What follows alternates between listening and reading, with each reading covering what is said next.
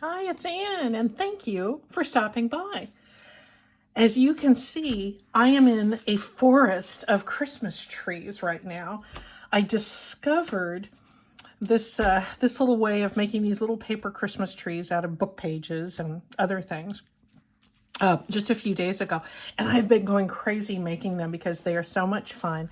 You can make them out of so many different kinds of materials, many different varieties of paper, and they can be used in so many different ways. I know a lot of folks right now are making Christmas journals, and these are things that I think might come in handy for you. So let me excite you a little bit with all of these possibilities. We're not going to be going through how to make all of these because they're all made exactly the same way. So what I like to do is show you the steps for making one of these little paper trees. And then we're going to look at all of the different ways that you can apply them. So let me unceremoniously push these aside. You can see them around the edges. And I kind of discovered this when I was looking for some kids Christmas crafts when my grandson was on his way over. And I discovered this on a kids page on Pinterest, and I very quickly realized I could adapt it for junk journal use. As it turned out, my grandson was not at all interested in this anyway, so this quickly became grandma's craft. But what I'm going to do is I'm going to take 3 pieces of book page, and these are thin pieces of book page. These are dictionary pages. You want, something that's not terribly heavy. You can use cardstock to make these, but we'll have a slightly different process if that's the case. And I stacked all 3 of these together. The dimensions really don't worry, or don't matter, so don't worry about that. But just know whatever your width is here, that's going to be the width of the tree. It's going to be as wide as your rectangle. If you do it this way, you may choose to do it a different way. So what I do is I stack all 3 of my little thin sheets together, and let me bring you in a little bit closer. Those 3 sheets, and I just pinch that middle mark there, and I hold the middle mark down, and I kind of roll the paper, all 3 layers, down to that left-hand corner. And it doesn't matter if they're not completely precise, but you want them to be pretty even. You could also, because we're getting ready to make a triangle, so I'm going from that top center point to that lower left corner, and I'm going to do the same with the lower right corner. This usually works pretty well. And the important thing here is that you get a nice straight edge. And there are our triangles. Now I'm going to cut off the excess, because I want a fairly narrow piece underneath there. You might have to trim off a little bit more up by that point. And we're just having that little internal flap, mostly so we can put a little bit of extra strength along that edge. Certainly if you had a thicker paper, and it was easier for you just to cut triangles, you can skip this step entirely and just have your three triangles. But let's use it this way because, or do it this way initially, because there is a little bit of reason why I like to have that little bit of extra strength along the edge. Then we're just going to ink. Our old friend, the inker, of course, comes into play here.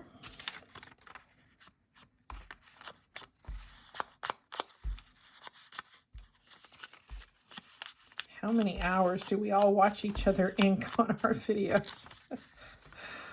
But that is what makes things pop and gives them that vintage feel, isn't it? There's this one. It's just amazing, these things. They're all made exactly the same way. Whoops, I'll come back a little bit more. You don't need the extreme close-up of the inking. Actually, now that I think about it, There's only the bottom part of these. One is going to be on top and the other two are just going to have their petticoats showing underneath. So you really don't need to ink the top part. I just do that out of habit. The next thing I'm going to do is I'm going to glue down these flaps. This is a thin paper, so why don't I just use my glue stick here. Don't use up my pricey art glitter glue. And again, certainly if you care to just cut triangles, which you would want to do if you were using something heavy like cardstock, you could certainly cut triangles like this. You absolutely could. I like the folding because I can get a straighter edge this way if I'm folding versus if I'm cutting. So this kind of gives me a little more of a professional edge there, because I want a nice straight edge on either side of these tree edges.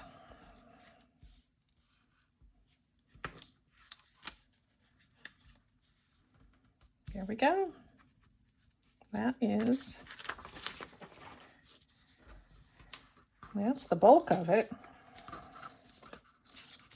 Then I put my top piece, and sometimes if you're using different patterns, as we'll see with these other examples, it'll make a difference which one is on top. These three are identical, so it doesn't really matter. But I take my top one, and I do use art glitter glue for this because I want just a thin little line. I'm going to go right up to the edge here, but not right up to the bottom part of this triangle, this isosceles triangle. But I don't go all the way to the edge because I'm going to glue this in place, but I'm going to pull it up a little bit. This is going to be another tier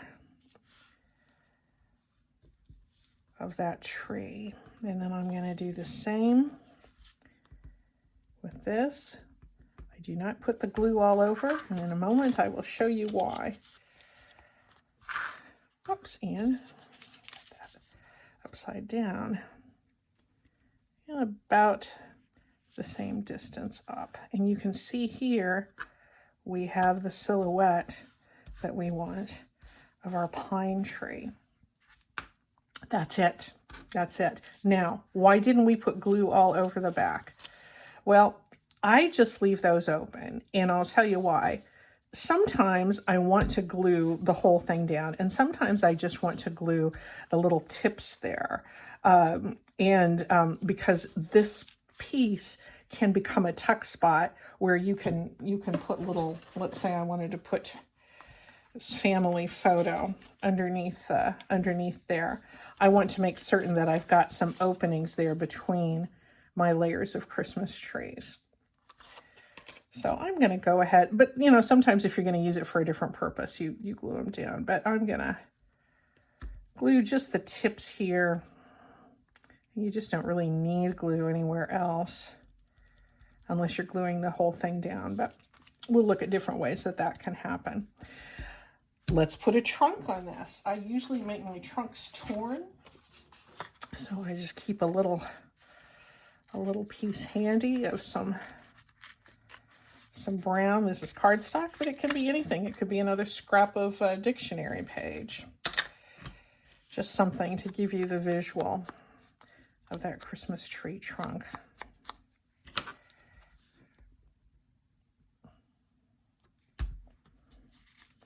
And there we go.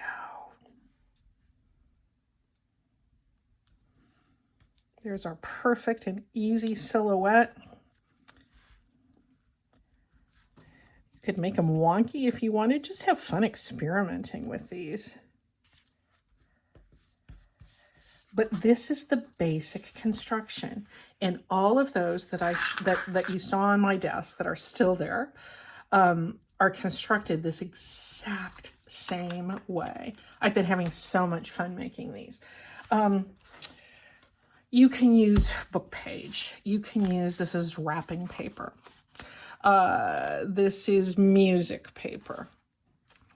This is from a AAA magazine. I just chose some colorful scenes, and quite frankly, this doesn't even look like a Christmas tree. This, with the travel scene and the woods, this could go in a camping journal. It just looks like a pine tree. It doesn't have to be have the Christmas thing, but of course that's what we're doing right now. You could use ledger paper. You could use old photographs, though this I think looks really cool.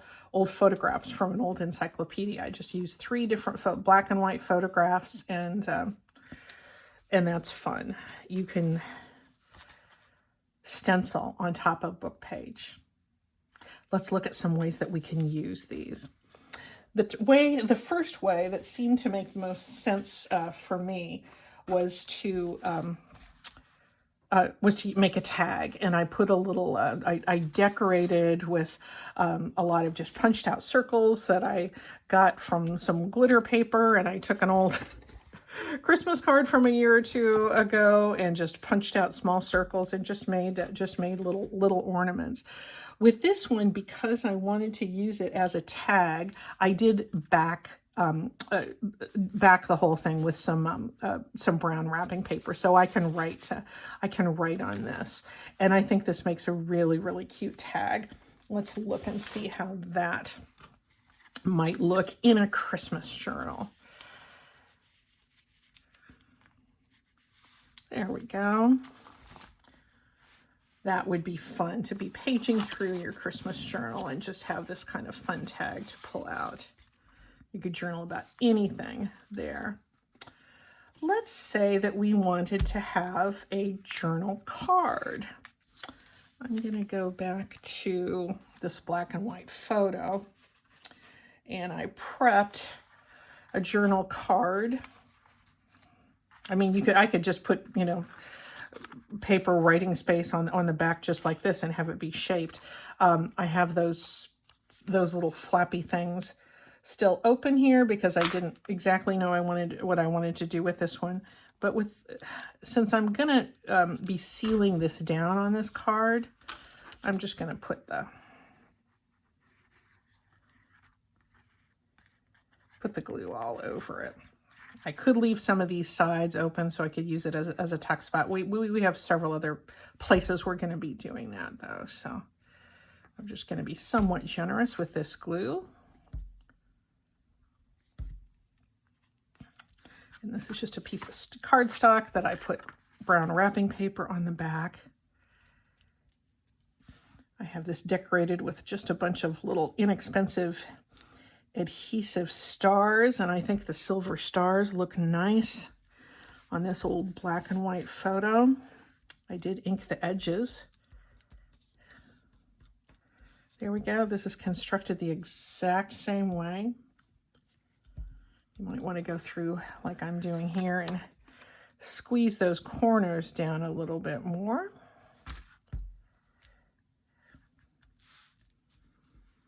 What a nice journal card this would make. And I've got a side tuck here that has some little poinsettias on it. Do you say poinsettia or poinsettia? I've said it both ways for many years. How nice that is, just fitting in there like that. A little bit of embellishment, a little bit of shine on each one. And yeah, that's nice. So we've seen these trees made into a tag and made into a journal card. I have a list of 7 things over here, so I want to make certain we get to them all. We can use these tags or these trees to be a pocket all by themselves too. So let's go to another piece of coffee dyed paper, and let's say that we wanted to use this as a pocket or a tuck. This is one where I have already glued down those little tips, but as you can see, I've left the sides open, and this tells us that, you know, we are free to use this, but you can see where these edges are folded over here. They're just a little bit reinforced on those edges. So that does give it a little bit more strength. This, I think I'm also going to let it act like a belly band. It could be a pocket if I did it over here, but I think I want the whole thing to be kind of a belly band. And what I'm going to do there is just simply glue top and bottom, just like you would with any belly band. This is from an LL Bean catalog page cover. I was just literally looking around in my craft room and my kitchen to see what was laying around there, and I was scooping up anything that wasn't nailed down and that I could fold. And here we have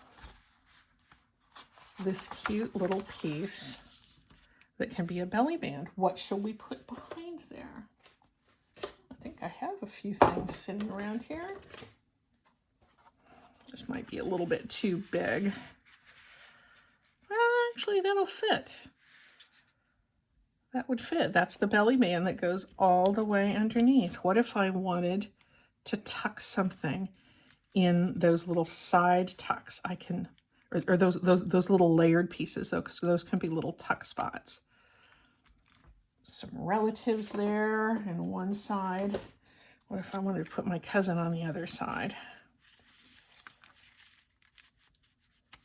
There we go. This is a nice place to store some of these things. What I like to do with Christmas card photos, I keep them. Of course, you know, they come, you know, printed, you know, bigger. I love the sentiments that are on there, but the photos are what I always want to save. And so sometimes, you know, maybe the next year I go back and clip the photos out and put backs on them, and then I can, you know, write the date. So I can remember those and tuck those in a journal. And it's really nice to have a little space like this. So here is a belly band. If we wanted to glue, it's a tuck spot. If we wanted to glue it down on one side, it can be just a pocket that we would put something more narrow in there. So this is a kind of a pocket and a tuck spot and a belly band all in one. What if we wanted to use this technique to make a gift tag? And I advocate making gift tags with one caveat, because if they're kids, or if they're people that don't really, you know, don't appreciate the journal thing, you might feel a little bit bad if people just, you know, rip through them and then throw these tags away. So I would caution, just so you don't end up feeling bad about it. If you're using a gift tag, using this technique as a gift tag, remember, people are probably gonna toss them. However, if you're giving something to a crafty friend, that person is probably really going to treasure this tag. So invest, align the amount of your effort into the amount of into the likelihood that that the person is likely to save it. That's, you know, a completely side issue, but I think this is a really precious gift tag. I have done machine stitching. I've done those same 3 triangles. I've applied a little bit of lace because this might go with something with a sewing theme. I put a button up top and I backed it with some brown paper. And this is a lovely to and from tag. And this will go to a dear friend who I know will save it. Let's see what this looks like. What if I were to tie this onto the handle of a little gift bag? Isn't that cute? It just looks super. It would look really, really cute going to this friend. And what she can do then when she detaches it, because you can tie it up there on the top, is she can take it, should she wish to do so, retie it here at the top, and she can hang it on her Christmas tree. It becomes an actual ornament. So yet another use for these really cute little paper Christmas trees. What if we wanted to decorate a package? Let's look at that. This is a kind of a a faux package. This is not a real gift, but I wanted you to be able to see something that kind of looked like a gift. Wrapped in plain brown wrapping paper. What if you took something, and this again was a super easy one that I made out of, I think this was out of the Amazon catalog, and because it's gift wrapping, you know, I didn't want to do a whole lot of extensive embellishing on this one, because this one will likely be, you know, ripped off and thrown away, but it sure looks cute on this. What if we glued this top and bottom, and then maybe we put, I thought I had a,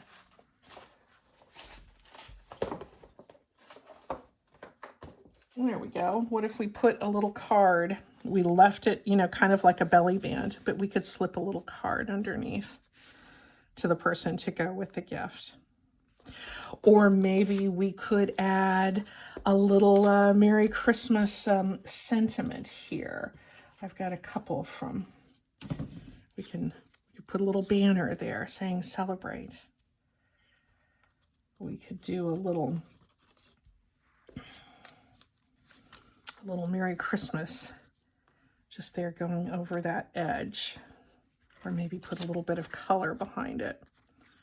There's a number of different ways that we can use the fun colors of this catalog. I mean, literally, this is the free Amazon catalog that that they print and send to you. I guess that takes the place of the old Sears and Roebuck catalog that we always used to look through when we were kids, right? Now it's Amazon. Anyway, I thought these illustrations were super cute, and I just had to make one of these paper Christmas trees out of it. And I thought it looked really cute on top of this gift package. So a package topper, that's another one. What if you are making a Christmas journal, and let's say that you were using something like this. I pulled this out of my stash. I made this probably several years ago, speaking of Amazon, out of an old Amazon package. And it's just been sitting around, you know, not doing anything. Well, I'm pressing it into service today. Although this doesn't look like Christmas paper or Christmas fabric, I put this together and I thought that looks kind of cool as a journal topper. This is a slightly larger paper Christmas tree using book page, those same 3 triangles, but I put a little bit of lace. I dressed this one up with some glitter and some pearls. Pearls I don't like to put on things that go inside the journal because they're too bumpy, but gee, they look really nice on a topper. So if this is what I decide to, you know, to eventually do with this, I'll stitch my signature in and have myself a little Christmas journal and put this on the top. I think this would look really, really nice as a Christmas journal. That's another way that you can use these paper Christmas trees. And finally, there's a card front. I thought that might be a fun way to use some of these. These you can stencil really nicely on top of these book pages. And what if I took just a card base? Nope, that's too big. What if I used maybe this music page? Yeah, that would go. In fact, let's just go ahead and do that. And these, I have left open because I didn't know what I wanted to do with them. So this one is going to get glued down flush. And these are not going to go through, you know, a whole lot of, they're not going to have a super, super rigorous life.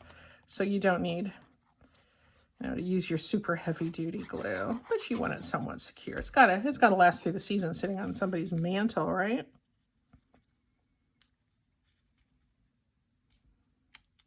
There we go. I've embossed this cardstock base here just to give it a little bit of texture in the background. And then what if I wanted to put a little sentiment there? I'm going to go back to my little Merry Christmas here, and I'm going to put a different color background. This is just something I stamped on a page margin. And I had a couple of die cut ovals sitting around, and I thought, oh, those will make that pop. Doesn't that look sweet as a Christmas card?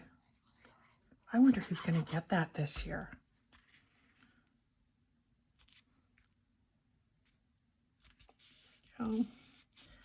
I'll want to put a sheet of plain cardstock. It'll be, obviously not this one with Mr. Fox there because this is an envelope anyway, but I'll put something ecru or ivory colored in there that so I can write my sentiment. And that's a card front. So there's that. A couple of yeah, so that's generally that's really 7 different ways that you can use these paper trees. You can make a tag, a journal card. You can use a pocket or tuck. You can use a belly band. Make it be a belly band. You can use one of the trees for a gift tag. That gift tag can then become a tree ornament. You can top a package, you can top a journal, and you can put it on a card front. Don't be afraid to use lots of different papers as well. As you could see, I used catalogs. Maps, I think, are really, really cute for these too. What if you're sending a gift or you're traveling somewhere to see someone, and to put this on top of their gift would be really cute. This is just an old map. I love Southeast Nebraska. That is the land of my birth. And I sentimentally harvested some pieces from that map to put there. I might actually, though, put this one is more likely to go into an actual journal for me, because since I am sentimental about this part of the country, I'm likely to use this as a belly band and put some of those family photos there from folks that are still in that area. I think that would be a nice way to organize that. So my Christmas journals this year and my gifts are going to be filled with lots of